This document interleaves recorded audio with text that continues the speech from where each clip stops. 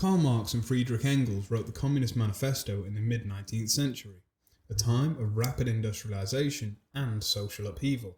It was published in London in 1848 as a short political pamphlet commissioned by a revolutionary organisation called the Communist League. Europe was on the brink of widespread revolutions and industrial capitalism was transforming societies. Factories were springing up, cities were growing, and workers were toiling long hours in harsh conditions. Marx, who was a philosopher and economist, and Engels, the son of a factory owner who witnessed worker poverty firsthand, teamed up to analyse these changes and inspire action. The Communist Manifesto they produced is only a few dozen pages long, but it became one of the most influential political documents in history.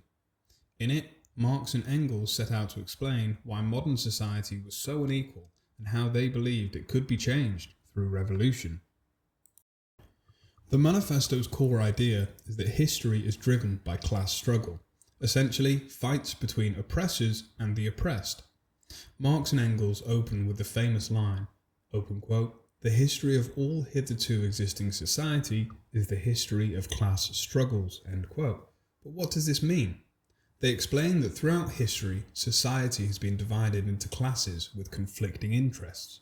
For example, feudal lords exploited serfs and peasants in medieval times, and masters exploited slaves in ancient times.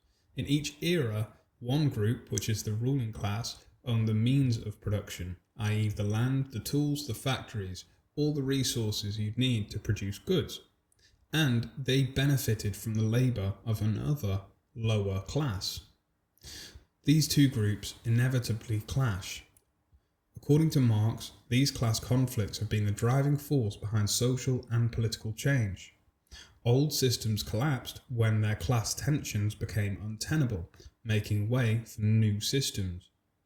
By the 19th century, the dominant struggle was between the modern ruling class and a new oppressed class created by capitalism. Marx and Engels identify the modern ruling class as the bourgeoisie.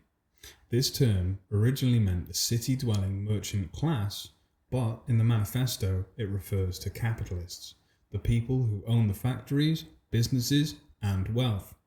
The manifesto paints a vivid picture of how the bourgeoisie rose to power by overturning the old feudal order of medieval times. In previous centuries, society was mostly feudal.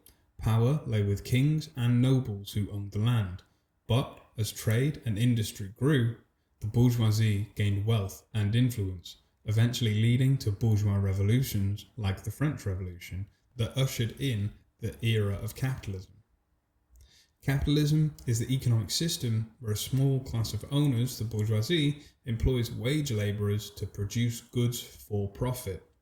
Marx and Engels credit the bourgeoisie with revolutionising society, as they say, open quote, constant revolutionising of production, uninterrupted disturbance of all social conditions, end quote.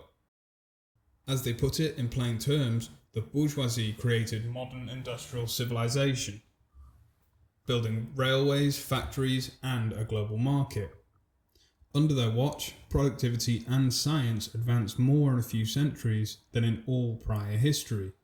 All that is solid melts into air, wrote Marx, when describing how capitalism upends old traditions and relationships. The bourgeoisie, though, did not do this out of kindness. They were driven by profit. In creating a world market and giant industries, however, they also created huge contradictions. The manifesto points out that the bourgeoisie's pursuit of profit leads to crises of overproduction, which is when one makes more goods than people can buy, which causes economic downturns, and ever fiercer competition.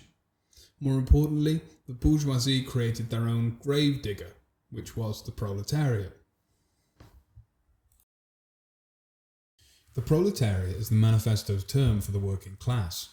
All of the people who must sell their labour for wages because they lack ownership of factories or land. In the 19th century, this meant millions of new industrial workers, men, women, and even children working in the mills, mines, and factories. Marx and Engels described the miserable conditions many proletarians faced: long hours, low pay, dangerous and unhealthy workplaces, and no job security or rights. They were treated as mere cogs in the machine of production. The manifesto argues that under capitalism, workers are exploited, which means they produce more value through their labour than they get back in wages, with the surplus value becoming profit for the bourgeois owners. The proletariat, in Marx's view, are the revolutionary class that has the power and interest to overthrow capitalism. Here's why. Unlike the previous oppressed classes, the proletariat is immense and unified by the modern economy. Capitalism brings workers together in factories and cities where they can communicate, organise and recognise their shared plight. As the bourgeoisie centralised production and wealth, the workers become more aware that they have common interests, i.e. improving wages, conditions and standards of living. The manifesto notes that initially workers struggle in small ways, individual factory riots or the formation of unions, but over time these struggles grow more organised and political. Crucially, workers have, open quote, nothing to lose but their chains, end quote. They have no privileged position or property under capitalism. They depend entirely on their ability to work. So if the system changes, they stand to lose very little, but could gain the whole world. Marx and Engels boldly predict that the sharpening conflict between the bourgeoisie and proletariat will lead to a revolution in which the proletariat rises up, overthrows the bourgeoisie, and takes control of society. In their words, the bourgeoisie, open quote, produces its own gravediggers, end quote. It creates the very force, i.e. an organised working class, that will bury it. Marx and Engels wrote the Communist Manifesto to champion the cause of the proletarian revolution. But what exactly were they proposing? In one word, communism. They envisioned a society after the workers' revolution that would be very different from capitalism.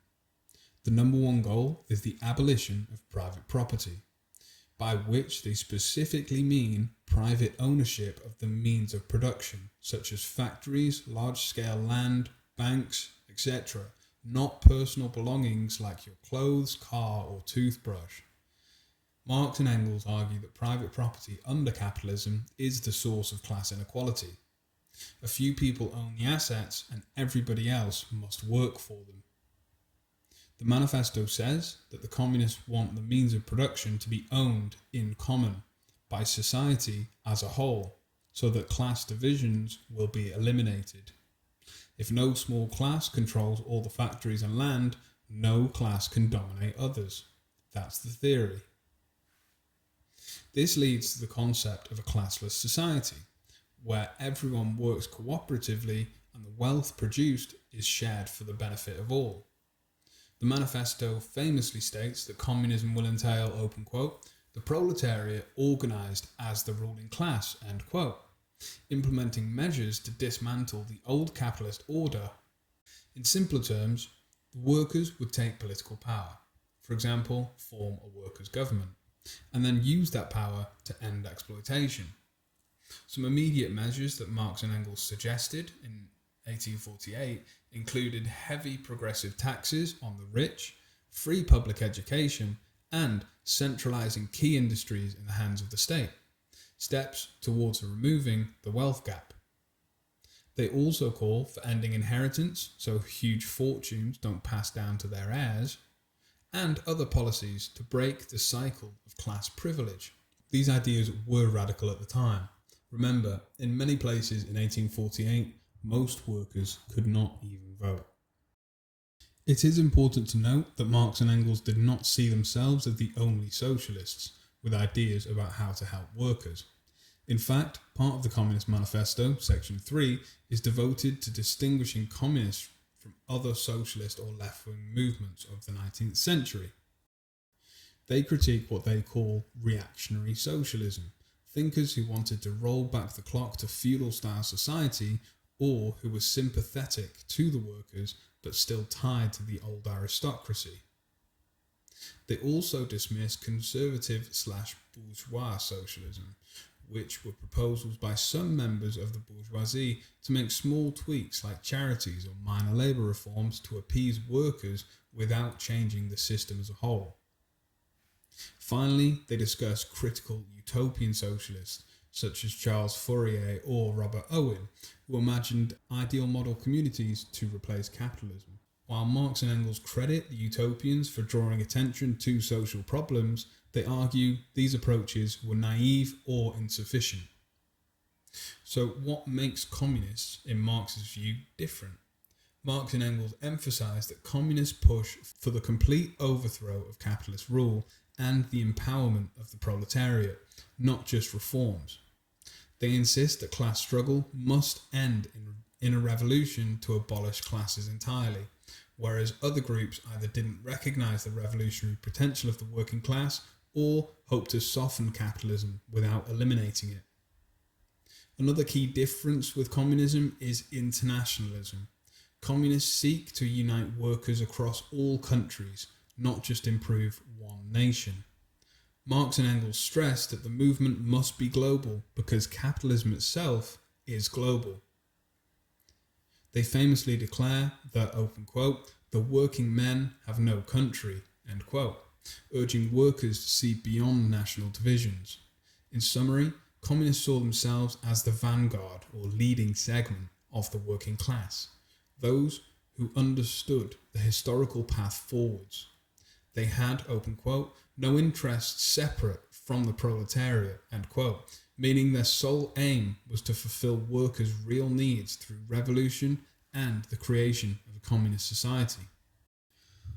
Marx and Engels conclude with an urgent appeal to workers everywhere to join together in revolution. Their closing words are iconic, open quote, the proletarians have nothing to lose but their chains. They have a world to win. Working men of all countries, unite, end quote. This call to unity across national boundaries was groundbreaking in 1848. It underscored the idea that a factory worker in Britain had more in common with a factory worker in Germany or France than with his own factory boss. By saying, workers of the world unite, the manifesto set the tone for international labour solidarity. Marx and Engels believed that only by standing together could workers overthrow the powerful capitalist class. They also expressed confidence, almost a prophecy, that such a revolution was coming. In reality, a series of worker uprisings and democratic revolutions did erupt across Europe in 1848, though those were eventually defeated. Decades later, Marx's ideas would inspire labour movements and revolutions across the globe. So, to sum up, the Communist Manifesto argues that history is shaped by class struggle. Under capitalism, society is divided between the bourgeoisie, the ruling class that owns the means of production, and the proletariat, the working class who sell their labour. The manifesto lays out how capitalism transformed the world, but also how its contradictions will lead to its downfall. Marx and Engels argue that workers have the power to overthrow the bourgeoisie and establish a classless communist society where the wealth is shared collectively. As we just discussed, the pamphlet ends with a strong call to action that the workers of the world must unite. Over 170 years later, the Communist Manifesto remains one of the most influential political documents in history. Whether you agree with its conclusions or not, it provides a powerful critique of inequality and class power that still resonates today. If you found the summary useful, be sure to like, subscribe and check out the Left Library for more simple political theory. Until next time, keep questioning.